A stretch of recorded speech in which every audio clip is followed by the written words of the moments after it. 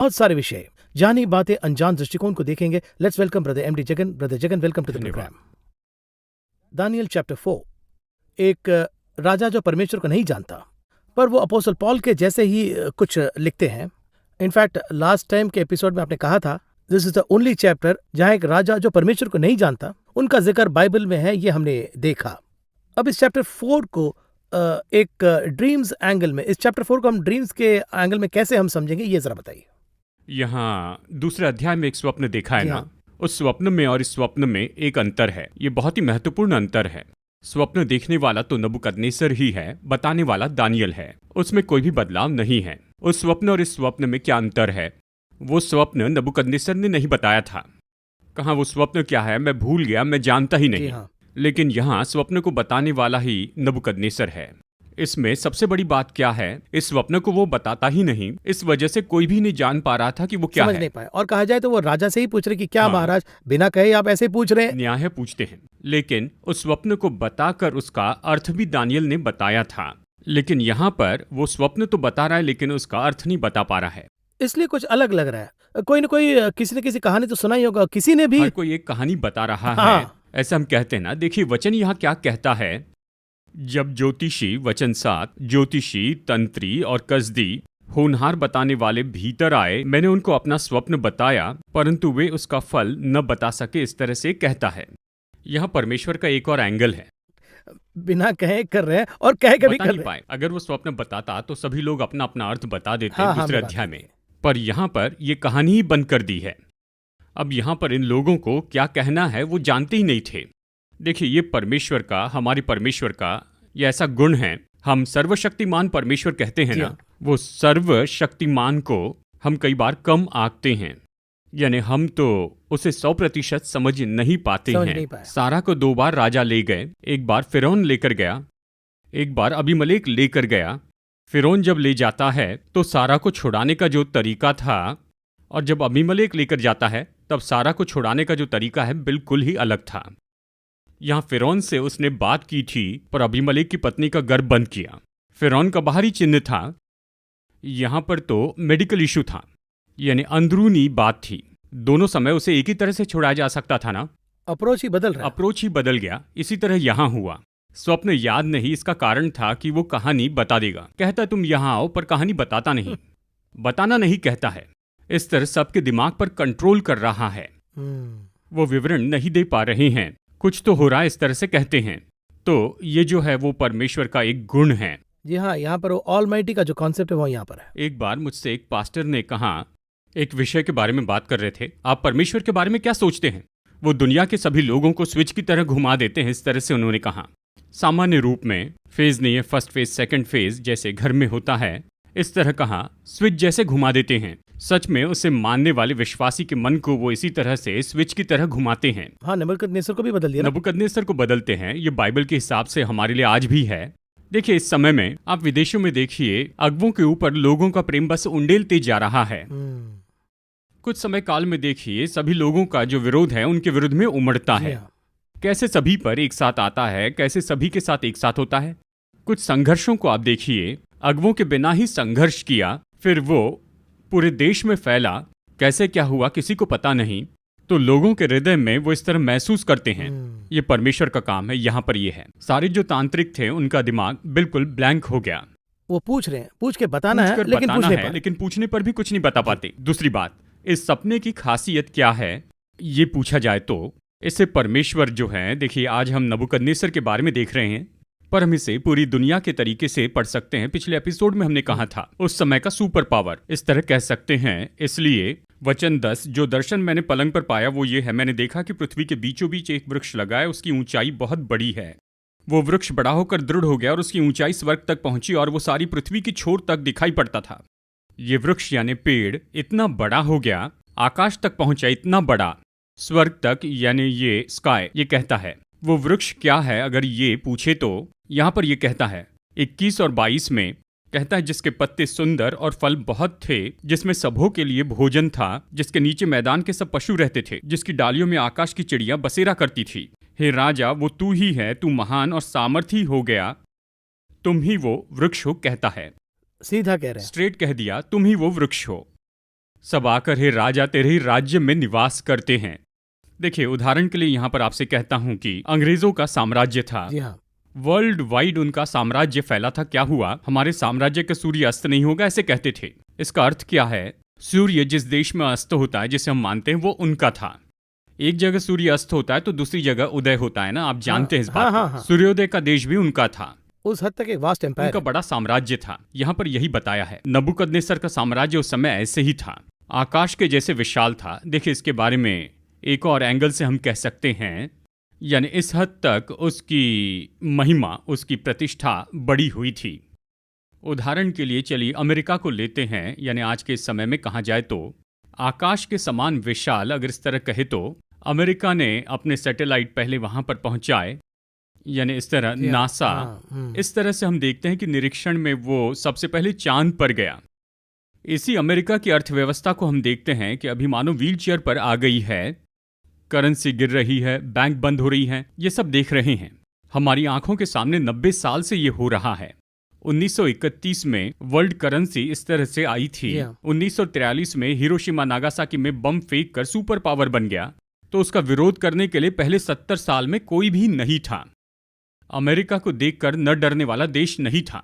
पिछले 20 साल में, सन 2001 में WTC जब गिराया गया, करेंसी, केवल करेंसी लेकर आते हैं, हमारी आंखों के सामने एक साम्राज्य उठा, हमारी आंखों के सामने एक साम्राज्य गिर रहा है। ये सब जो है इसकी शुरुआत है, यही इसकी शुरुआत है।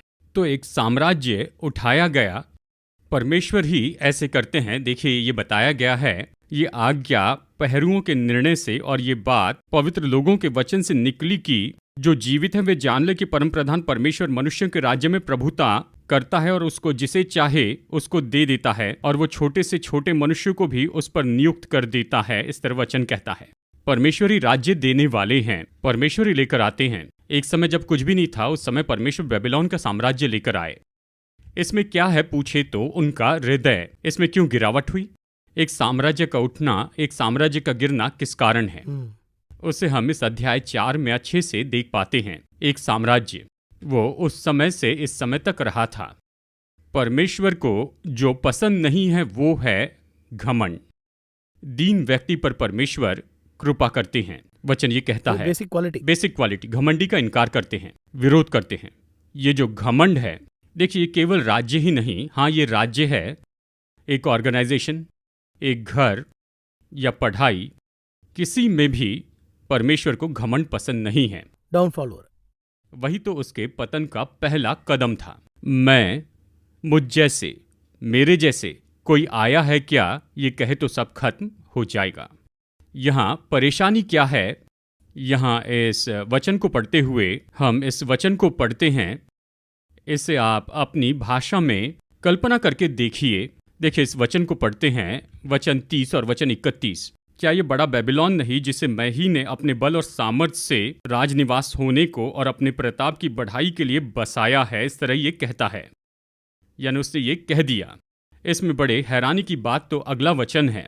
ये वचन राजा के मुंह से निकलने भी न पाया था, तब आकाशवाणी हुई, हे राजा नबूकदनेस्सर, राज्य तेरे हाथ से निकल गया। बात करते समय मार पड़ गई। देखिए, अब आप इसकी कैसे कल्पना कर पाएंगे, सोचिए। बहुत ही डिफरेंट है। ऐसा है कि कहने के 10 साल बाद नहीं हुआ, नहीं, वो तो लाइव। यानी इसका क्या अर्थ है? यानी वो ऊपर से बैठकर सब देखते हैं, मुंह से ये शब्द निकलते ही मार पड़ेगी। देखिए, यहां पर ये कितने गर्व के साथ में ये बात कह रहा है। हम पर परमेश्वर कृपा करते हैं, उस कृपा से हम अपने अंदाज में खुद को ही ऊंचा उठा रहे हैं। ऐसे समय हम क्या कहते हैं कि मेरे बिना ये हो ही नहीं सकता था, मैं ना होता तो ये नहीं होता। मैंने एक बार किसी के बारे में ये सुना है, वो व्यक्ति बहुत अच्छे व्यक्ति हैं, वो तो बहुत ही सक्षम ऐसे व्यक्ति हैं, या यूं कहूं बहुत ही प्रभावी व्यक्ति हैं, यानी इतने अच्छे व्यक्ति थे, पर उनके जीवन में पतन आया। यह मैंने अपनी आंखों से देखा है। उनके जीवन में पतन आया। ये पतन कैसा था? अक्सर उनके मुंह से ये वाक्य निकलता था, मैं नहीं होता तो ये होता ही नहीं, मैं नहीं होता तो ये कर ही नहीं सकते, मैं नहीं होता तो बस यहीं पर ये रुक जाता। मैं देखते जा रहा था। फिर एक दिन उस व्यक्ति को कोने में खड़े करके वो क्या नहीं कर पाएंगे या जो नहीं कर पाएंगे ये कहा था, परमेश्वर ने सब कर दिखाया। ये तो परमेश्वर कर चुके ये एक बात है, मैं सोचता हूं उनके लिए ये एक सीख है। वो वहां क्या करने वाले हैं, एक भी दिन मैं का ख्याल मन में आना नहीं चाहिए। बाइबल पर अच्छे से मनन किया, या हमारा गीत गाना हो या फिर संगीत बजाना हो, उसकी कोई तारीफ करें, ऐसे समय सारा आदर परमेश्वर को देकर मैं कुछ नहीं कहकर चले जाना है। क्योंकि 70% दुनिया पर राज करने वाला था सिकंदर। 70% भूमध्य सागर तक उसका राज था, पर वो एक मुट्ठी मिट्टी भी नहीं ले जा पाया। उसकी संतान भी नहीं थी। बाइबल में ऐसे दिया है। कितने लोगों को हमने अपने जीवन में देखा है, कितने भी बड़े राजा महाराजा क्यों न हो, खाली हाथ लौटे। तो हम में जो नहीं होना चाहिए ऐसा सबसे महत्वपूर्ण स्वभाव गर्व है। कहना है कि मुझे ये सब परमेश्वर ने दिया है। दाऊद के बारे में हम ऐसे ही तो देखते हैं। उसके आसपास के सभी लोगों में परमेश्वर ने डर डाला। सब दाऊद का भय मानते थे। दाऊद प्रभु का भय मानता था। एक बार भी दाऊद ने ये नहीं सोचा कि मैं ऐसा कर दूंगा, मैं वैसा कर दूंगा, ये नहीं सोचा। बार बार दाऊद, परमेश्वर सब मेरा विरोध कर रहे हैं, सब ऐसा कर रहे हैं, मैं क्या करूं, कुछ नहीं जानता हूं, आपको ही करना, आपको ही करना है। देखिए, ऐसी बातों से परमेश्वर सच में प्रसन्न होते हैं। एक सेफ्टी के खातिर डेविड बार बार परमेश्वर के पास जाते हैं। जी हाँ, दाऊद तो हार मानने वाला नहीं था। बेबीलोन तक, यानी कहा जाए तो एप्रात नदी के पास तक वो गया। बार बार प्रभु के पास आया, अगले युद्ध के लिए प्रभु के पास आया। एक और बात जो हमें यहाँ पर जाननी है, जितना ज्यादा आप ऊपर उठेंगे उतना ज्यादा परमेश्वर को पकड़े रहना है। क्योंकि जितना ऊंचा जाएंगे पतन भी उतना ही बड़ा होगा। जैसे ऊपर जाते हैं, जैसे जाइंट व्हील पर जाते हैं, बैठते वक्त साधारण रूप में बैठते, व्हील जैसे ऊपर जाता है वैसे पकड़ मजबूत करते हैं। ऊपर पहुंचकर आंखें बंद करके पकड़ते हैं। मैं कुछ नहीं देखूंगा, ये पकड़ ही मेरे लिए सब कुछ है। इसका मतलब क्या है? तो जितना ऊपर जाएंगे, जिसे हमने थामा है उसे और मजबूती से थामना है। मैं ऊंचाई पर आ गया हूं, मुझे कोई कुछ नहीं कर सकता, कोई दिक्कत नहीं, अगर ऐसा सोच लेते हैं तो कहानी खत्म। नबूकदनेस्सर के जीवन से परमेश्वर हमें यही सिखाते हैं। बेबीलोन साम्राज्य इतना ऊपर था, वो नीचे आने लगा। इस तरह नबूकदनेस्सर की कहानी खत्म होती है। ये बात मुझे बहुत ही अलग लगा कि इनका पतन का जिक्र भी यहाँ पर है। मतलब वो खुद नबूकदनेस्सर ही इसका जिक्र कर रहे हैं, और उसे भी डैनियल जो है वो उसे वैसे ही कह रहे हैं। देखिए, हमेशा एक राजा वर्ल्डली चीजों में एक माइटी किंग समझिए, हम ऑल पावरफुल गॉड के साथ डील कर रहे हैं, वो एक अलग ही लेवल है। पर यहाँ पर साहसपूर्वक बात भी करना है और उनके पतन को भी साहसपूर्वक बताना भी है। क्या है कि इनसे बात करने को आप देख रहे हैं, कई जगह पर दानियल की बात करने को अगर आप देखें, यहाँ पर कहता है, हे राजा, वचन 24 में देखते हैं, जी हाँ। हे राजा, इसका फल जो परम प्रधान ने ठान लिया है कि राजा पर ये घटे, वो ये है, यानी एक प्रोटोकॉल फॉलो कर रहा है। प्रोटोकॉल और एक पोलाइटनेस और सम्मान से भरा एक विषय है। लेकिन अगले राजा बेलशस्सर से बात करते हुए देखिए, जो तुम्हारा है तुम्हारे पास रहने दो कहता है। वो कुछ अलग ही लेवल है। ये तो निश्चय एक दृष्टिकोण होता है। यानी एक प्रचारक राजा हो तो भी सत्य को सत्य ही कहेगा, किसी भी कारण से वो क्या नहीं करेगा। अब यहाँ पर एक पास्टर की बात मुझे याद आ रहा है। उनके चर्च में बहुत से अमीर लोग आते रहते हैं, पर वो यही कहते हैं कि जो भी हो उसे एक समान ट्रीट करना है। ऐसे बहुत से पवित्र लोग हैं। आपके कहने पर मुझे ये बात याद आ रही है। एक पास्टर, वो करोड़पति थे, उनका दशवांश ही हर महीने कुछ लाखों में था। उनके चर्च में सभी लोग नीचे बैठते थे, सभी लोग, कोई ऊपर नहीं, नीचे ही। वो उठकर आते हैं ऑफरिंग देने के लिए, तो वो पूछते हैं, क्या आपने अपना टैक्स चुकाया है, क्या आपने कर चुकाया है? मार्च महीने में सबसे पूछते हैं। तो लोग कहते हैं, नहीं, अब तक नहीं चुकाया, अगले हफ्ते चुकाऊंगा। फिर अगले हफ्ते कहते, आप जाकर पहले अपना टैक्स चुकाइए और फिर ही ऑफरिंग देना। ऑफरिंग में क्या देने वाले थे? कुछ लाखों देने वाले थे। वो भी जानते थे। ये साहस जो सत्य में होता है, इसे ही बाइबल में हम बार बार देखते हैं। चाहे एलिया लीजिए या एलीशा को लीजिए, जी हाँ, या दानियल को लीजिए, चाहे कोई भी हो, प्रभु की बात को वैसे प्रभु ही ने कहा बस इतना ही। ये काम कहाँ पर खत्म होता है? यीशु के पास ही। यीशु ने क्या कहा था, उसके बारे में क्या गवाही है कि हे स्वामी, आप किसी से भी नहीं डरते हैं, आप चेहरा देखकर बात नहीं करते हैं, सत्य को सत्य के रूप में बताते हैं, ऐसे हम जानते हैं। देखिए, यही तो विषय है। यूहन्ना बपतिस्मा दाता ऐसा ही था। यही तो प्रभु हमसे उम्मीद करते हैं। प्रभु हमसे यही उम्मीद करते हैं। अगर हम ऐसी बात करना शुरू कर दे, हम क्या सोचते हैं कि जब हम ऐसी बातें करते हैं, राजा क्या सोचेंगे, राजा क्या दंड देंगे? घर में क्या सोचेंगे? हम तो वही सोचते हैं। परमेश्वर सोचते हैं तुम बोलो, तुम ऐसे बोलो, मैं तुम्हें राजाओं के सामने खड़े करूंगा, मुझे बोलने वाले लोग चाहिए, ऐसे बोलने वाले चाहिए। अमेरिकन प्रेसिडेंट से कितने लोग ऐसे ही बात कर सकते हैं, लेकिन बिली ग्राहम बात कर सकते थे, डायरेक्टली कह सीधी सकते बात कर सकते थे, सीधा कह सकते थे। यानी देखिए, इस पीढ़ी के प्रचारकों से मैंने बात की है, उनके इतिहास के बारे में पढ़ा है, उनके विषय, वो तो सीधा सीधा बात करते थे। आप जो कर रहे हैं वो गलत है, ये सही नहीं है, इसे ठीक कर लीजिए, इस तरह मुंह पर कहते हैं। कितने प्रचारक ऐसा करने के लिए बिल्कुल तैयार हैं। ढूंढे तो एक दो मिलेंगे दानियल जैसे, जी हाँ, इस तरह। उसमें एक आउटस्टैंडिंग कैरेक्टर है वो। प्रभु ने जो बात कही उसमें किसी को ज्यादा भी नहीं किया, किसी चीज को कम भी नहीं किया। क्लियरली वैसे के वैसे फैक्ट को कह रहे हैं, और वो भी राजा के डिटेल को भी एकदम सटीक कह रहे हैं, सही तरह से दर्ज किया। तो एक तरफ नबूकदनेस्सर को देखते हैं तो दूसरी तरफ दानियल को देखते हैं। दो अलग कैरेक्टर्स हैं। राजा झुक गया है और ये सीधा खड़ा है। दोनों बातों को यहाँ देख पाएंगे। जी हाँ। अक्सर दूसरे लोग झुके होते हैं, राजा शक्तिशाली होता है। ये तो रिवर्स में यहाँ रिवर्स में है। यहाँ इन दोनों को देखिए तो ये दोनों बहुत ही महत्वपूर्ण विषय है। एक छोटा सा ब्रेक लेंगे, ब्रेक के बाद हम और भी जानी बातें अनजान दृष्टिकोण को आगे और देखेंगे।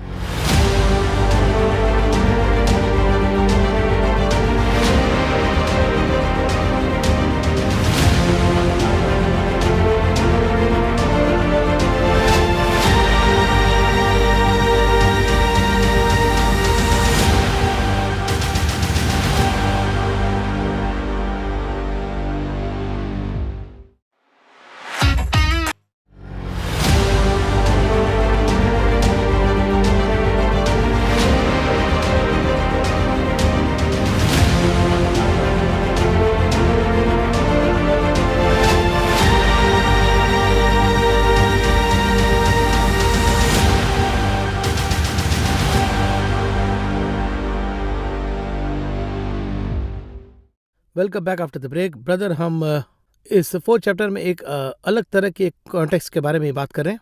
बहुत से अनजान दृष्टिकोण के बारे में एक्सप्लेनेशंस आ रहे हैं। अब इसमें एक फंडामेंटल सवाल यह है कि इसमें जहाँ तक इस सपने का सवाल है, ड्रीम का सवाल है, और कहा जाए तो नबूकदनेस्सर का ये दूसरा ड्रीम है।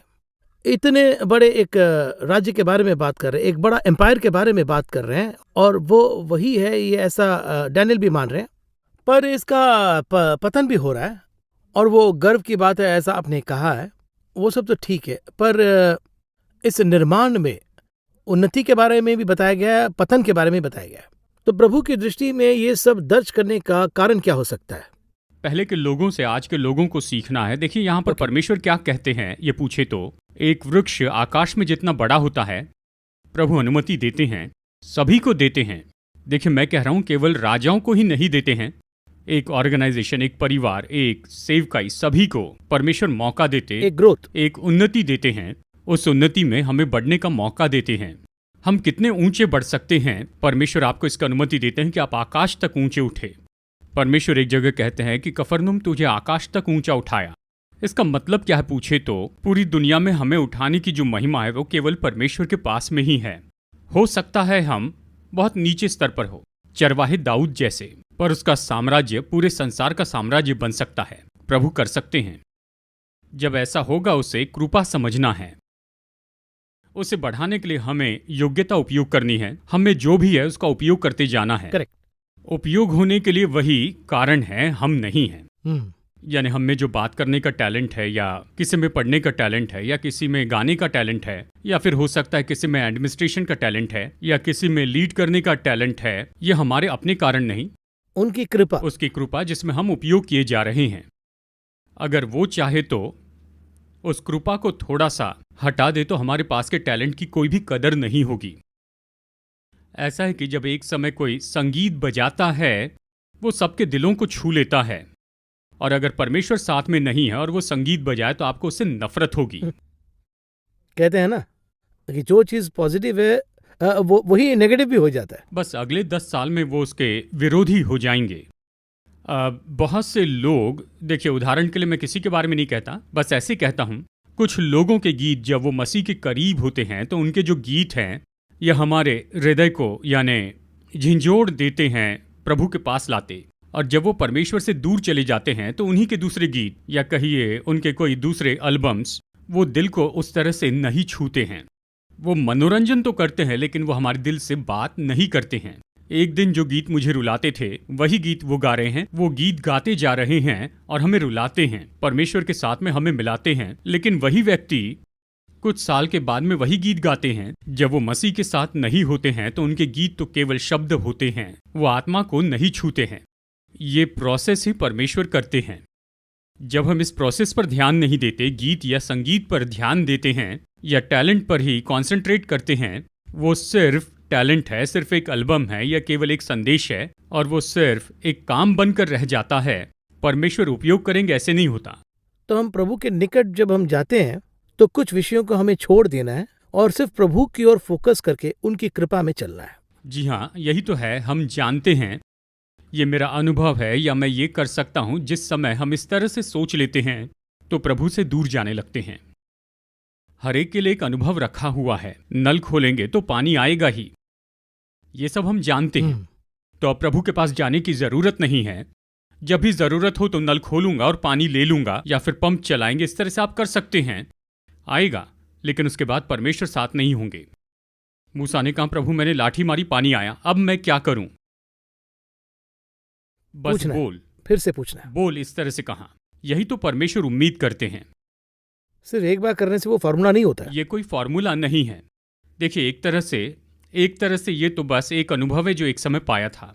उस अनुभव पर आधारित नहीं रहना है, अलग अनुभव पाना है। इसीलिए दाऊद राजा जो वो मेरे हृदय के somebody close to my heart, क्योंकि हर एक बार एक क्या मैं युद्ध में जा सकता हूँ, एक फार्मूला कहते हैं और जाते हैं। अगली बार उस फार्मूला को यूज नहीं करते हैं, फिर से जा सकते हो क्या? पूछता है ना, पूछ रहे ना? फिर से प्रभु बात करते हैं। एक समय आगे जाने को कहते हैं तो दूसरी बार पीछे जाने को कहते। नहीं, मैं ये बात इसलिए कह रहा हूँ कि अगर हम लोग होते तो एक बात तो हमने कह दिया ना, वही फार्मूला यूज करो। कई लोग कहते हैं क्या इसके लिए परमेश्वर से पूछना चाहिए? वो तो कर सकते हैं ना, इस तरह कर लेते हैं। वहीं पर तो डेंजर हो रहा है। यही तो खतरा है। यानी साम्राज्य तो इतना बढ़ चुका है, पर कृपा में बढ़े या नहीं पता नहीं। मैंने किया है, मैंने महान बेबीलोन बनाया, मैंने अपने पराक्रम से इसे बनाया है, मैंने ये शब्द आखिर में कहाँ जाएगा? इसके बाद वो दूसरा भाग भी सिखाने वाला है। क्या पाठ है? तुमने पैदा किया, तुमने बनाया, चलो ठीक है, तुम ही ने बनाया, मैं इसे कैसे तोड़ता हूं तुम देख लो। वो खुद इसको कह रहे हैं। वो खुद कहते हैं, मैं तोड़ता हूं, तुमने बनाया, मैं तोड़ता हूं। जब तक तुम कहोगे कि मैंने बनाया, मैं उसे नहीं तोड़ूंगा। तुमने बनाया कहोगे तो तोड़ दूंगा।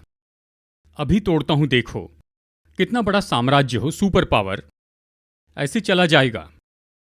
कोई सपने में भी नहीं सोच सकता कि ऐसे होगा, कि ऐसा हो सकता है। प्रकाशित वाक्य में एक देश के बारे में कहा गया है, एक सुपर पावर। देखिए इसके बारे में वचन क्या कहता है।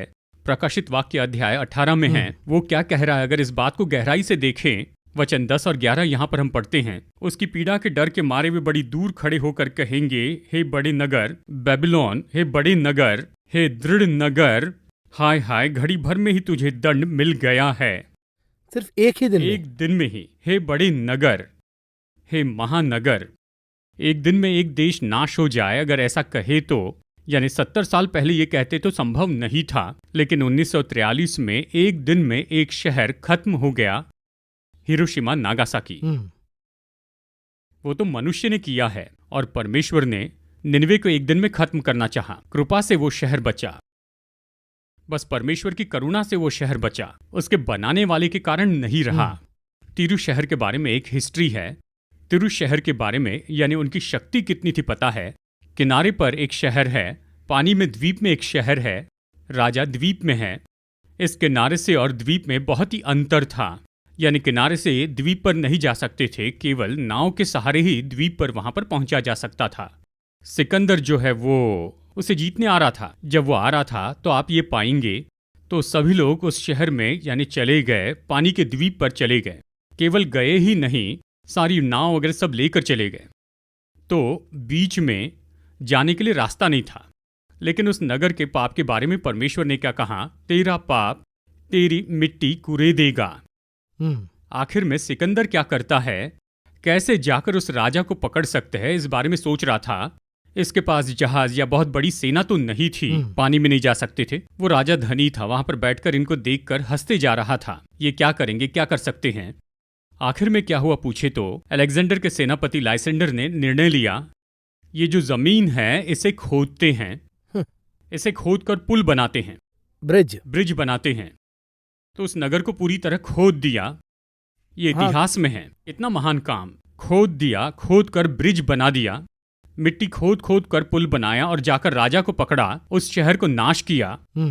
परमेश्वर चाहे तो चाहे कोई कितने भी ऊंचे पर वो खोद कर नीचे गिराएंगे। देखिए ये तो एक शहर था, जरा सोच के देखिए कितने सुपर पावर्स थे, रातों रात खत्म हुए। ये वही बेबीलोन है, 5वें अध्याय में है, एक रात में ही खत्म हो गया। देखिए शुरू से ही एक बात मैं बार बार यहां पर दोहरा रहा हूं, लोगों को ऊंचा उठाने वाले परमेश्वर उन्हें नीचे गिराने के लिए नहीं झिझकते। जितना ऊपर उठेंगे उतना ज्यादा मजबूती से परमेश्वर को थामे रहना है। अगर हमारी आंखें ऊंचाई को देखने लगे तो सब खत्म। आज हम अंत में आ गए हैं, आज के इस एपिसोड के अंत में। इसमें बहुत ही इंटरेस्टिंग फैक्टर जो है वो नेबुकदनेस्सर का बदलाव को अगर आप देखेंगे तो एक ट्रेमेंडस चेंज को हम यहाँ देख रहे हैं। इस चैप्टर को मैंने कई बार पढ़ा है, पर एक अनजान दृष्टिकोण को जब हम जानते हैं तो अभी जिस नजरिए से मैं 4th चैप्टर को देख रहा हूँ वो एक टर्निंग पॉइंट है। प्रभु कैसे करते हैं, हमें कैसे रहना चाहिए, बहुत से लाइफ लेसन्स इसके अंदर है। आखिर में इस 4th चैप्टर को हम कैसे, क्योंकि हम नेक्स्ट 5th में जाने वाले हैं, क्या इसमें कुछ बातें छूट गई है या सब कुछ कवर हो गया है? कवर हो चुका है पूर्ण रूप से। अगर कहे तो ये वृक्ष और ये क्यों अपने आप को गर्व से देखता है, इसके पीछे कारण क्या है, उसके पास आने वाले जो लोग हैं उसके पास शरण लेते हैं, देखिए वो सब तारीफ करने लगते हैं, तुम्हारी जैसा कोई नहीं, तुम्हारी जैसा कोई नहीं। तो ऐसी सोच उसमें आने लगी। यानी पक्षी आकर शरण लेते, इस तरह से कहते हैं ना, तो मनुष्य आते हैं, आकर सभी इस देश को ढूंढते हुए आते हैं, तुझे ढूंढते हुए आते हैं। फिर क्या होता है, गर्व आता है। लेकिन ऐसा गर्व आना नहीं चाहिए, नहीं तो ये परिस्थिति हमेशा नहीं रहेगी।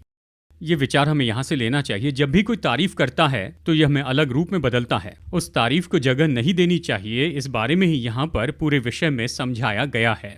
एट एनी कॉस्ट परमेश्वर की ही महिमा होना है, यह बहुत ही स्पष्ट है।